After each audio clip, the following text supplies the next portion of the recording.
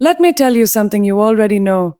Respect isn't given, it's earned and it's maintained by how you carry yourself, how you respond to the world, and how you allow others to treat you. People don't just randomly disrespect you, they test your boundaries.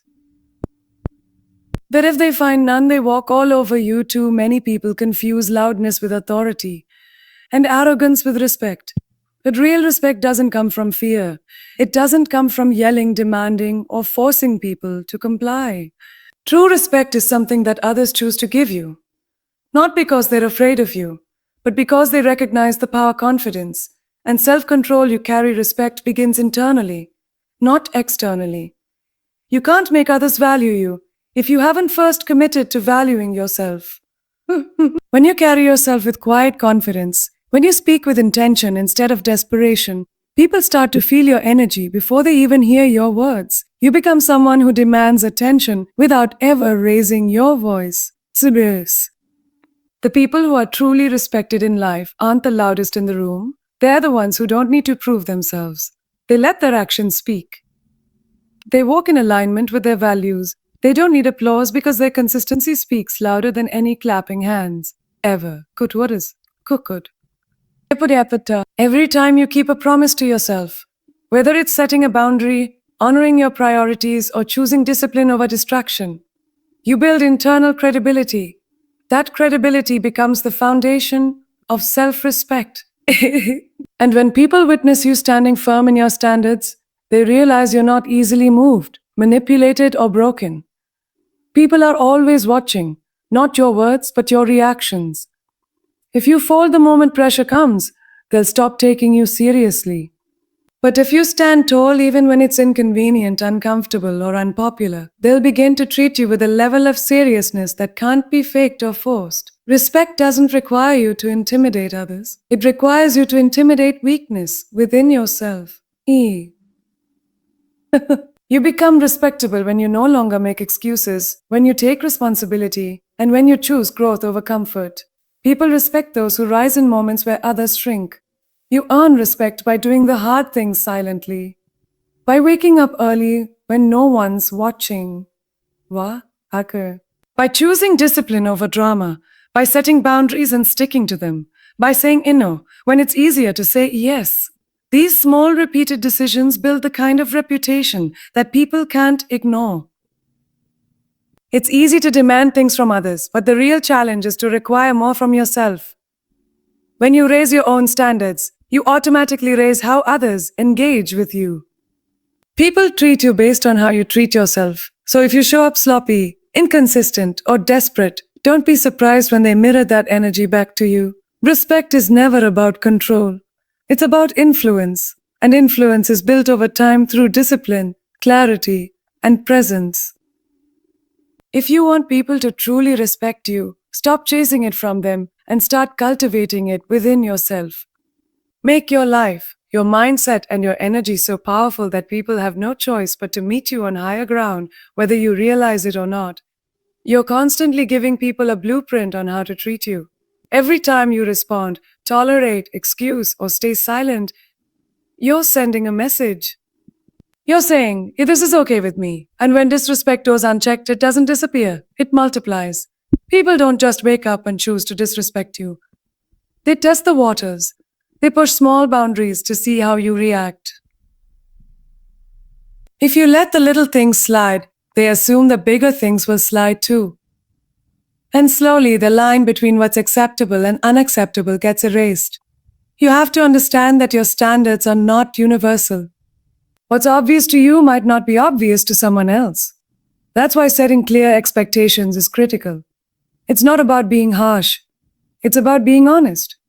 If you don't draw the line, people will draw it for you, usually in places that leave you feeling disrespected and drained. There's a difference between grace and passivity. You can be kind and still be firm. You can be understanding and still say enough. If every time someone crosses a line, you justify it with, "That's just how they are," then don't be surprised when they keep crossing it. You're teaching them that your boundaries are flexible, or worse, non-existent. The way you allow people to speak to you sets the tone, If you accept sarcasm disguised as jokes, belittling comments dressed up as honesty, or dismissive attitudes packaged as you're just being real, you're sending a signal that your dignity is negotiable. It's not. When you let disrespect slide once, you're not just letting someone off the hook, you're training them. You're saying this behavior is safe here. But when you speak up, with confidence, not anger, you reset the dynamic. You reset the dynamic. You make it known that you're not someone who tolerates being diminished. People mirror your self-treatment. If you constantly overextend yourself, minimize your needs, and devalue your time, others will follow suit. They'll think it's okay to put you last, to cancel on you, to take more than they give. But when you operate from a place of self-worth, they rise to meet your level, or they exit, and either way, you win. Don't expect others to guess your limits. Say it, show it, back it up. Let your actions teach the lesson. The people who truly respect you will listen, adjust, and align. The ones who don't are still benefiting from your silence, not your strength. Every interaction you have is either reinforcing your standards or weakening them. If you allow behavior that goes against your values, you're slowly training the world to treat you with less care. But when you hold the line, even when it's hard, you teach everyone, including yourself, that you are not to be handled casually. Boundaries are not walls to keep people out. They're filters to protect your peace, your energy, and your values. They are the lines you draw to communicate. This is where I end and where you begin. Without them, you lose yourself trying to please, appease, and satisfy everyone but you. When you have boundaries, you're not being rude. You're being real. You're being real. You're saying, I value myself enough to protect my time, my emotions, and my mental space. And that's not selfish. That's survival. That's self-respect in action. Because anyone who gets upset about your boundaries was benefiting from your lack of them. Sorte. The most powerful people in the room are the ones who know what they allow, what they tolerate, and what they walk away from.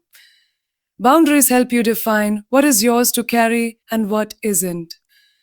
You are not responsible for other people's projections, reactions, or expectations, but you are responsible for protecting your peace. If you don't set the standard, someone else will, and they'll usually set it lower than you deserve. That's why boundaries must be clear, consistent, and enforced. It's not enough to say, don't disrespect me. You have to show what that means, and what happens when that line is crossed. Boundaries are a form of teaching. They teach people how to treat you, how to communicate with you, and how to be in your space. Feces. If someone keeps pushing your boundaries, they're not confused, but disrespectful. And if you keep letting them, you're giving them permission. A boundary doesn't require an argument. It doesn't need a debate or a breakdown of your past trauma. It just needs action. It just needs action. You don't need to prove why you're protecting your peace. You just need to do it. And the people who respect you will understand, even if they don't like it. People often confuse boundaries with attitude, especially when you finally start standing up for yourself. But that's okay.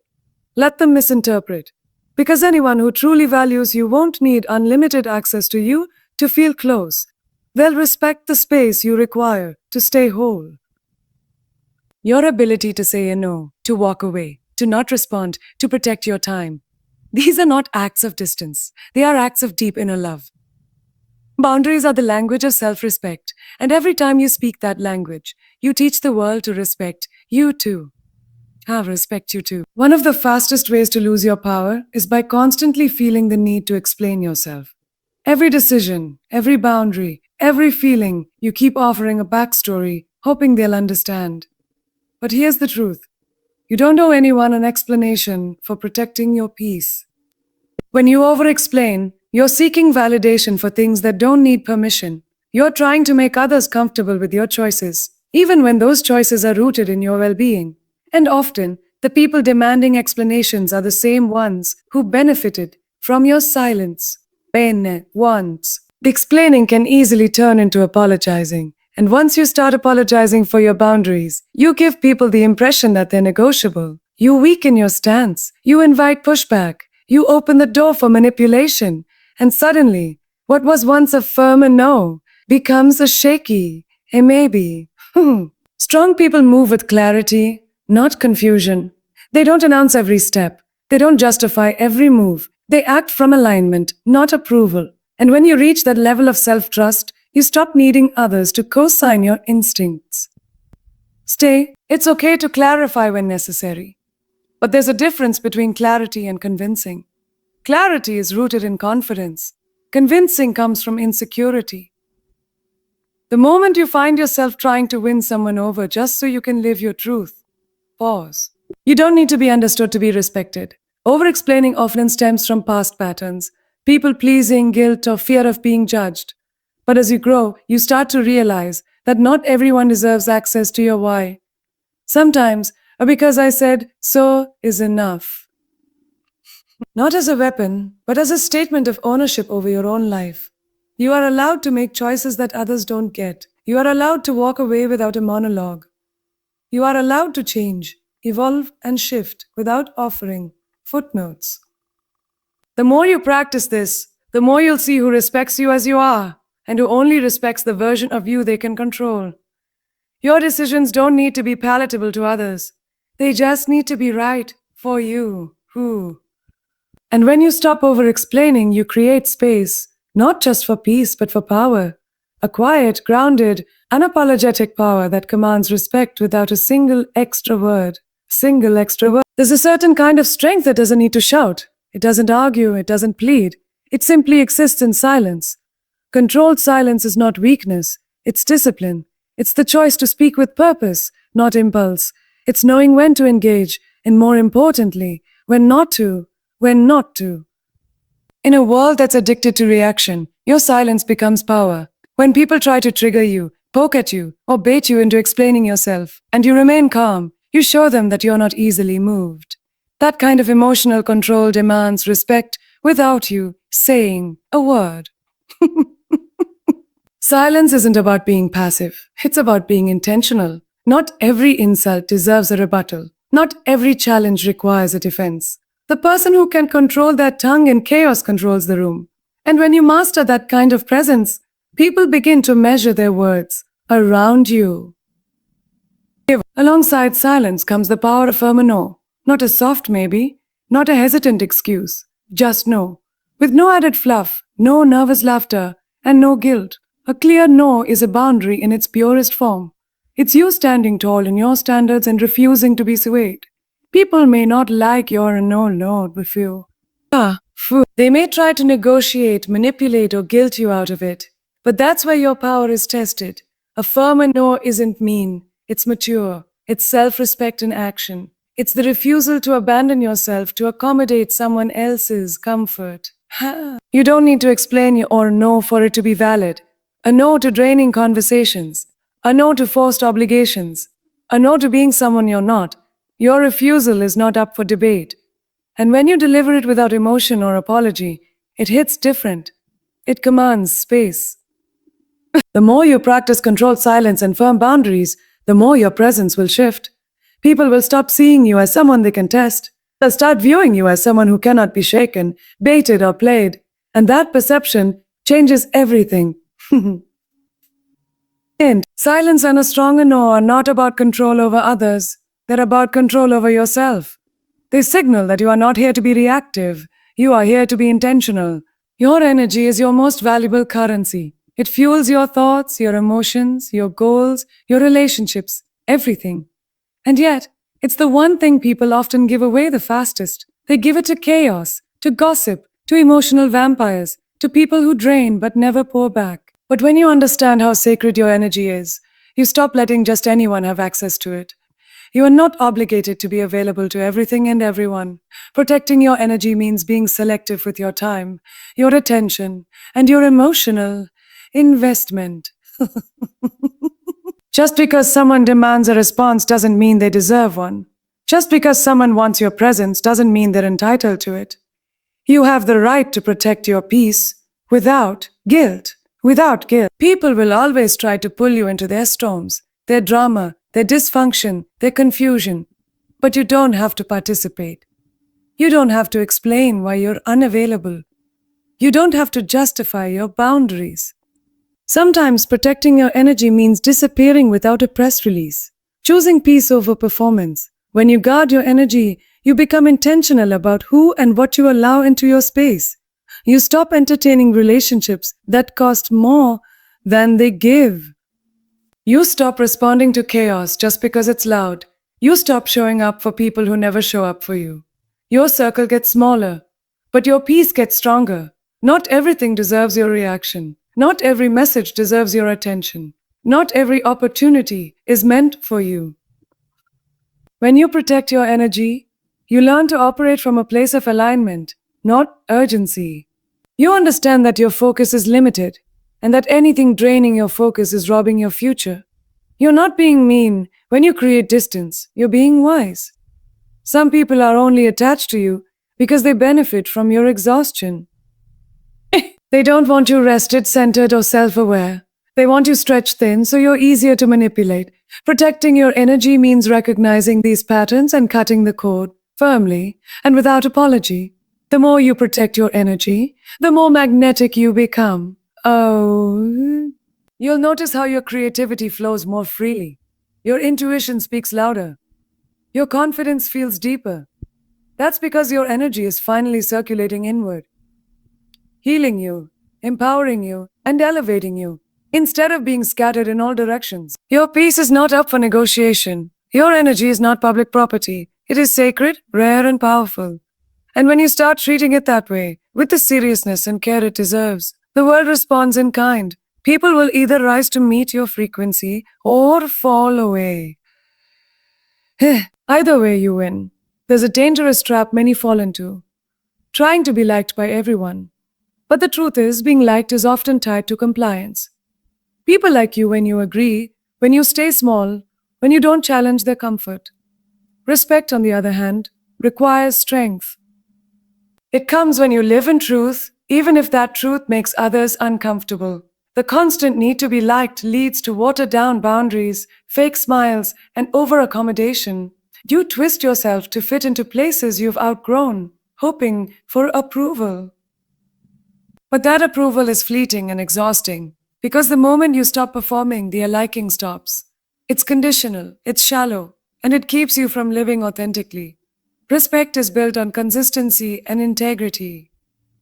It's earned through how you move, how you stand, and how you handle yourself, not how much you bend for others. People may not always agree with you. They may not always feel comfortable around your confidence. But they'll remember how you made them feel. And if you stood tall in your truth, they'll respect that. You don't have to be loud to be respected. You don't have to be aggressive or arrogant. You just have to be clear. Clear in who you are. Clear in what you allow. Clear on what you allow. Clear in what you will and will not tolerate. That kind of clarity is magnetic. It naturally demands respect without ever needing to beg for it. Those who chase being liked often become trapped in people-pleasing. You say yes, sir, when you want to say a no. You stay silent when you want to speak up. You become agreeable to avoid conflict, but in doing so, you betray yourself. And that betrayal is what slowly erodes your power from the inside out. When you make the shift to prioritize respect over likability, your circle may shrink, but your peace will grow. Grow. Because you'll no longer feel the need to entertain people who only show up when you're convenient, agreeable, or easy to manipulate. You'll only attract those who can handle your truth, not just your image. Being liked is often about comfort. Being respected is about substance. One disappears when you stop pleasing people. The other remains, even when you disagree. One costs you your authenticity. The other protects it. So if you have to choose between the two, choose respect every time. You were not put here to be digestible to everyone. You are not born to water yourself down to keep others comfortable. You are here to live in full truth, and that truth will not always be liked. But it will be respected. And that respect will echo louder, last longer, and reach deeper than any fleeting approval ever could. Your standards are not negotiable. They are not suggestions. They are declarations of what you will and will not allow in your life. And anything that refuses to meet those standards is not meant to stay, no matter how familiar, how attractive, or how long it's been around. Too often, people tolerate behavior that violates their values out of fear. Fear of being alone, fear of starting over, fear of conflict. But keeping what doesn't honor your standards is self-betrayal. Chips away at your self-respect quietly and consistently until you forget what you even stand for. You don't need to justify your standards. If something disrespects your time, your peace, your heart, or your growth, cut it off. That includes people, habits, environments, and even thoughts that pull you backward instead of pushing you forward. Loyalty to dysfunction is not strength, it's bondage. When you raise your standards, you naturally outgrow certain things. That's not loss, that's alignment. Some people and situations were only attached to the unhealed, uncertain version of you. And as you evolve, those attachments will start to fall off. Let them. Don't chase what your growth is rejecting. Cutting something off doesn't require hatred or drama. It requires clarity. It's not about proving a point. It's about protecting your path. You don't need to slam the door, but you do need to close it. Firmly, quietly, without second-guessing the reason you chose to walk away in the first place. Holding on to what dishonors your standards sends a message, not just to others, but to yourself, that you're willing to settle, and what you settle for, you silently accept. If you allow low effort, inconsistency, or disrespect, you're teaching the world that your boundaries are flexible. You are not responsible for fixing what refuses to grow. You're responsible for protecting your space, and sometimes that means walking away from things you once prayed for, because you've realized that they no longer align with who you are becoming. That takes courage. But it also creates freedom. Freedom. Your standards are a reflection of your self-worth, and every time you enforce them, you reinforce your value. Cutting off what doesn't honor that is not harsh. It's necessary. It's how you clear the way for people, opportunities, and energy that actually match the level you're operating on.